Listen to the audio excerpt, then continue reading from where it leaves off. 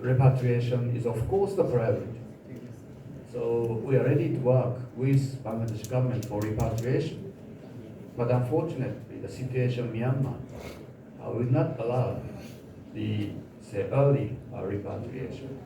So they may be able to start the pilot repatriation, but very, very difficult to see the repatriation in full scale will start soon.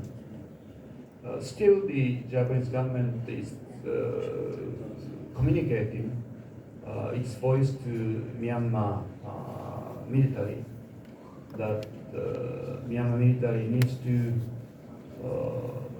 halt violence, release all detained, and restore democracy, knowing that unless you see the improvement of the situation in Myanmar, it will be very difficult for us to see repatriation to Myanmar. We are working on some of the humanitarian assistance in Rakhine State and so forth, but I think at the moment the political situation in Rakhine and Myanmar will not allow us to see early repatriation in full scale. So that's a big challenge. But we will continue to work on this top priority, how we can make enabling environment for repatriation in Myanmar. But since the situation is being protracted, so we also need to work on how we can improve the living condition of refugees inside camp as well as on the Bachhan-Char Island. And particularly important thing is to equip refugees, to prepare refugees for eventual repatriation, return to Myanmar. So education, skills development, livelihood opportunities. Those three areas are very key areas for those refugees to prepare themselves for eventual return.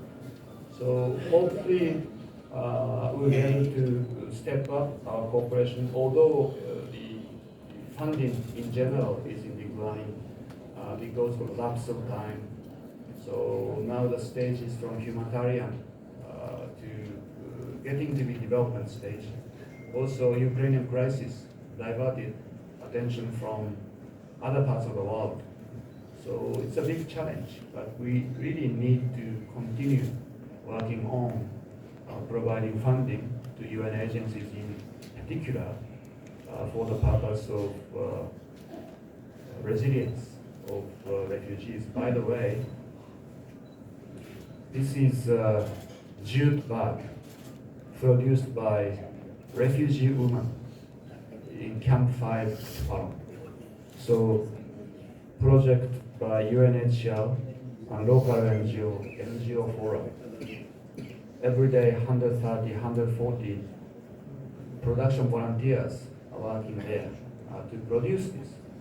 So this is only for distribution purpose inside the camp. But this is the opportunity for skills development as well as livelihood. So my hope is that this sort of successful examples will be replicated inside the camp. And recently, the Japanese company Uniqlo started to produce hygiene kit in 4 areas in the camps. 2 areas in registered camp and 2 areas in new camps. So in collaboration with Pacific Jeans, that's a Bangladesh textile company. So they decided a new project similar to this, but this time hygiene kits are being produced. Again, the distribution purpose is inside the camp. But I think this is the first example that private company was involved in the project inside the camp. So the more the situation goes, the wider, I think, participation may be required, not only by UN agencies, by NGO, non-governmental organizations, but also private companies. So I think we need every possible source of engagement, involvement, intervention. So in that sense, I really welcome the Uniqlo Japanese companies initiative.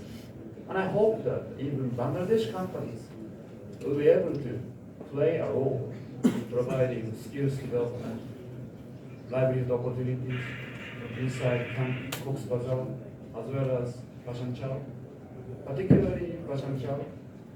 So the government said, so better facility, better infrastructure, safer, more spacious, and livelihood opportunities were available. So now 31,000 people are there on the island. So we support this relocation policy. We funded twice to UN agencies, WFP, UNHCR, January, August. We will continue this.